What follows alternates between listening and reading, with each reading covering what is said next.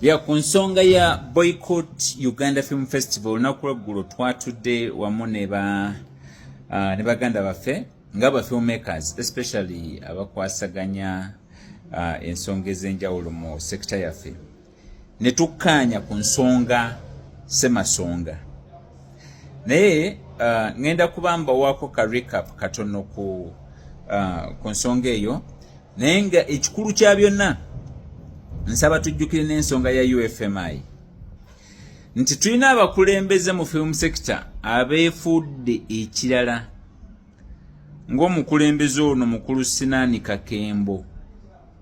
Twagala abakulembeze abagenda okuweereza film sector okuba nti eyamba buli ssekinnoomu gy'ali.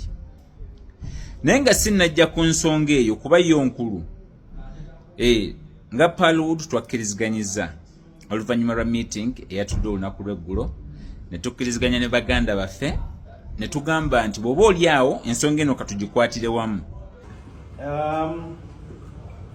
Edda waliwo ng'enjogera egamba mbu ansaba simuwa ate ansaba simanyi oba ayagala ate kibabeera tebakuweeredde eddala.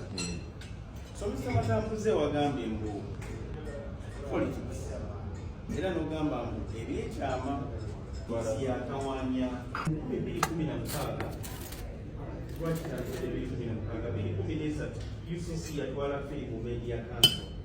Tugate kakati firimu egenda eddayo oti emirundi ebiri naye twabigumira olw'okuba nti twayagala ebintu bino bikole ki bigende mu maaso. Ekisingidde ddala okuleeta obuzibu wano ye mwami Batambuze kye yagambye politics tetugenda kudda bintu bitumaze okwogera myaka 2. Mwami Batambuze agamba ne tulina okusomesa abantu ne mwannyinaze ono n'agamba tulina okugenda mu masomero okusomesa abantu ogenda somesa abantu bameka ne mu 2003 ogenda kuba okyasomesa abantu because wabeerawo abantu abayingira mu sector every year. Okay, ekintu kirina kubeera everyday, ekintu kirina kubeera bwe kiti etteeka ligamba ki? Etteeka ligamba tokkirizibwa kuteeka firimu yo mu TV nga teyise mu Media Council. Bwekibanga kintu kyebasala obasiba abantu akatambaala nga mwami Charles bwagambye. Bwe babanga Mariam Ndagire yalina festival ye ne bagigala lwaki tunasobola genda ku NTV kustopinga kakole yakaliko nga tekalina certificate. Tegekako firimu wano omwami oyo yagitegekera oyo nali nagitwala Media Council naye nga sifunanga certificate yange bagigaana bamala kufuna certificate okuba nti naye so nze ndowooza singuzi asinge busi atyaba I am so worried about that action. Some appreciation. Kama mwasazeewo NCF nesalawo negamba waliyo ne bafilmmaker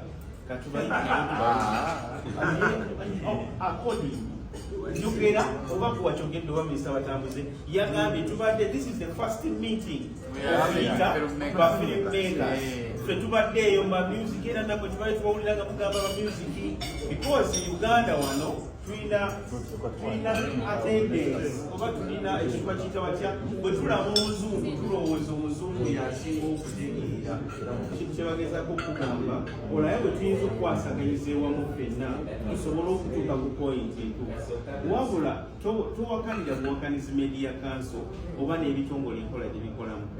And until we stop ignoring the major cause, we will never have a solution to our problem. When the people watch Spellsberg on TV, when they come to the library, they will ask for Spellsberg. I was at Karasha International Film Festival with Richard, the Nishans, Dan Chigundu, and we were displaying Parliament content. When the Kenyans came and saw who killed Captain Alex, they were like, "What Hollywood? We want copies." So I told these guys, it's a Uganda movie. I have no Swahili version. They were like, "No, I want this." And they were buying something they already know. This is what mainstream media means in our sector. Filmmakers, we've always stood divided. And what would make us unite is to identify a common enemy. Our problem is not UFF, because we are saying boycott UFF until UCC does the right thing. And what is the right thing? UCC is the gatekeeper of our entry point into the market. All promoters, all big companies advertise through mainstream media. It is not a coincidence, my brothers. The problem of film could be sorted by people in film. Every time they are doing any festival, they are earning. So when you say you're stopping them, they are going to stop you. Now what we have to do, we have to create a dialogue. When the dialogue fails, then we say, since we have failed in this dialogue, let's boycott. We are going to boycott. And you say it direct, not on the phone. In front of them at UCC when the cameras are looking. So we say, this is my conclusion. I don't want to speak a lot. We get a committee here. Huh? I am ready to fix the meeting with Nyomi Tembo and the rest of the group. And I want us to be like Bazoom. If I hate you, don't say, maybe you're talking from the other angle. He's not listening to you. When you say, Mr. Gates, you have a problem. What is my problem? When we say the TVs are doing this, you don't act. So are you acting now or refusing now? The reason why we're going to refuse your festival is because we think you're not doing anything for us. So for me, what I'm thinking, in this meeting, without wasting time, can we think of a dialogue that will be called a do or die? Are you helping us or not? And you say it now. Are you getting my Nenga ka boycott katusiza wano.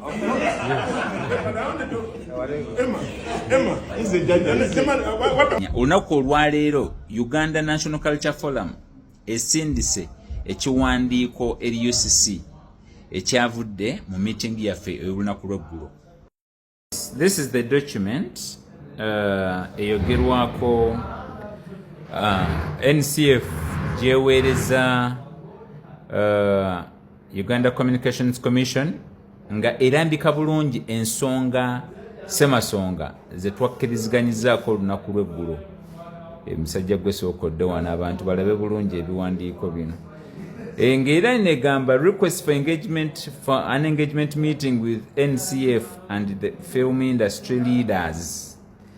NCF mwebale okuba nti ensonga eno mugikwasaganya otusiima mwebalire ddala. So NCF egenze maaso netegeeza nti a key outcome of the meeting was the resolution to request an engagement meeting with the executive director of UCC to address this crucial issue.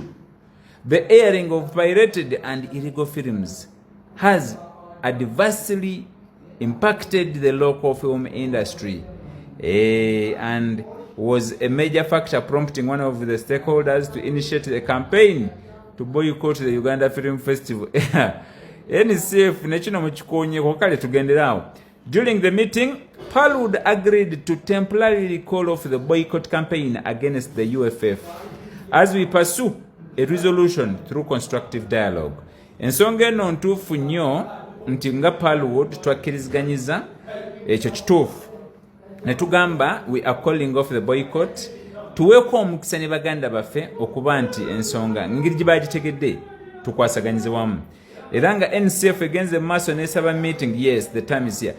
NCF esabye meeting before the end of January ne UCC.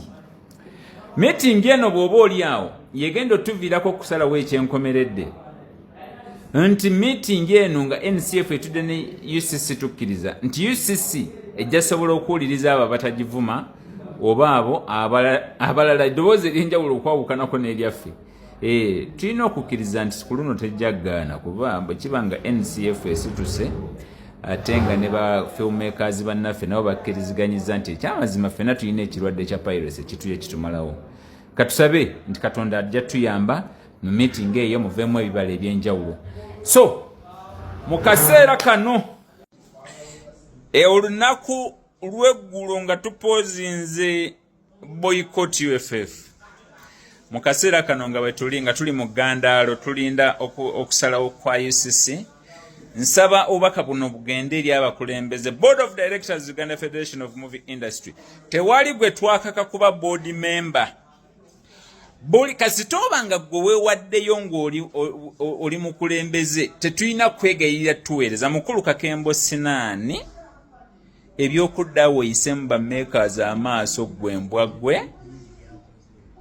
Mukulu Kakembo Sinaani enkya ngenda kubanga unveilinga officially ensonga ya Mukulu Kakembo Sinaani nga batuli mu gandalo lya boycott UFF. Tugambye tugipozinze for now. National Culture Forum ekwasaganya ensonga eyo tulabe ntutambula. Naye nga mu kaseera kano twagala tulongoose UFMI yaffe. Twafuna CEO gwe tulowooza nti agenda tuyamba otuuka mu nsi ensuubizi. Kati CEO yeetaaga abakulembeze abategeera ensonga nti firimu meeka alina kubanga akasente kagenda mu nsawo ye. So si firimu meeka alowooza nti bakuŋŋaanya akakadde kagenda kumala esekita yonna ekkute. Muntegedde awantu awo? Olw'enkya tujja ku nsonga ya Sinan Kakembo.